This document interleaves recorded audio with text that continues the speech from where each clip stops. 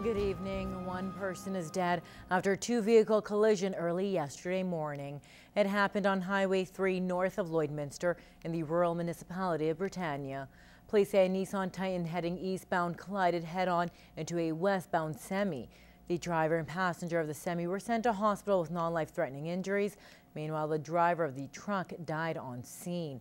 Maidstone RCMP say at the time of the crash, it was lightly snowing and the roads were slippery. The crash is under investigation. Saskatchewan residents will now be able to receive a better deal on certain generic drugs starting today.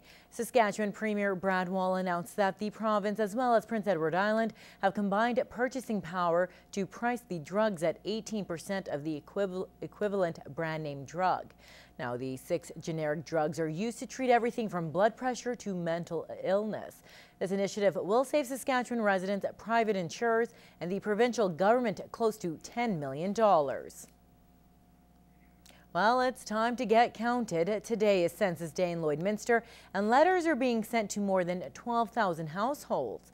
City Manager Beth Kimball says the census results may mean more money for the border city. For every person that we get counted in the city, it could contribute to up to $246 in per capita grant funding for the city. So it's really important that we get a good, accurate count and that everybody participates. This year, the city is using an online focus census, and each house will get a unique PIN and detailed instructions on what to do. Hopefully people will cooperate, they'll go online. Other areas where they do these online census, they think that they have about a 40% online response. We're hoping that Lloydminster will step up to the plate, give us 50 or 60% online. For those who don't have access to the internet, the public library is available. Now, if you don't submit your census online, enumerators will be going door to door starting April 18th.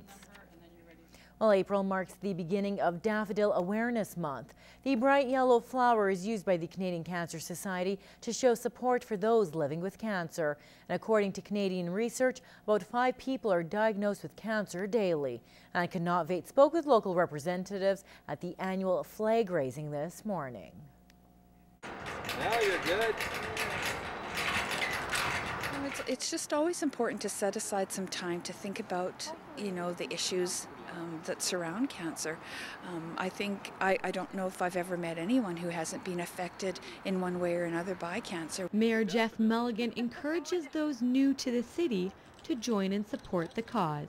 Overall, Lloydminster's done very well. The Cancer Society here is very active and very successful, but we can always do better. The city grows, new people come into the city, and we've got to make sure that they're as entrenched in supporting the Cancer Society as the people who have been here for several years. There's plenty of ways people around Lloydminster can show their support to Cancer Awareness Month, and wearing the daffodil is just one of those ways. Also, during the month of April, we will be doing our residential campaign where we'll be asking volunteers to go door to door and asking for the support of the community. Also, the Relay for Life kickoff will be happening on April 10th at the Service Center. Daffodil pins are available at 100 local businesses around the city. Anna Cannot Vate, Newcap News. 100 local women are pooling their resources to fundraise for affordable housing. Proceeds from Habitat for Humanity's latest campaign will go towards Forster Place, a 7-unit townhouse complex under construction on 43rd Street. Kim Smith was at this morning's kickoff and has the details. People perceive it as you're building homes. It's more of a thing for men to get involved with. But women have a lot of power in our community. April 1st marks the official start to the fundraiser. The local Habitat for Humanity chapter is asking 100 local women to raise $100,000 each in 100 days. And about 60 women have already taken the pledge. I think it's a fabulous fundraising idea, a great way of uniting the women of this community to really do something positive. A woman, a wife, a mother, nurturing is kind of what we do, and to just help raise money for homes for families, I think that's just huge, and it's such a unique idea. The $100,000 raised by these women will go towards building one affordable home for a local family. In Lloydminster, as you know, the cost of houses are very high, and a lot of people would never be able to get into their own homes if we didn't do things like this. If you'd like to join or donate to the cause, you can call 306-825-4611. I mean, if you've got 100 women out there talking about housing, this isn't about charity, it's about getting everybody involved, about building something for a family. Kim Smith, Newcap News. Seeing how today is April Fool's Day in this installment of Retrospect this week from the archives, Brian Hardy recaps a couple of practical jokes Lloyd FM played on their listeners a few years ago.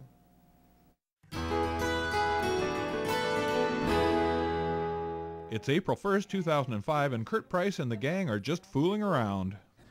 We decided at council last Monday night that we should change the name to Lloydminster. So it's officially changing to Lloydminster? What? Well, actually, this is going to happen on July 1st, 2005, on Dominion Day, so that's what the city would like to do. What?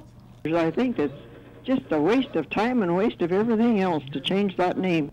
What an excellent idea. They should have done this like a long time ago. Yes, it was all an April Fool's joke. I think most people had figured that out right away. And you know what? The sun will come up in the east and settle in the west over Lloydminster tomorrow morning. Have a great day, Lloydminster. Thanks.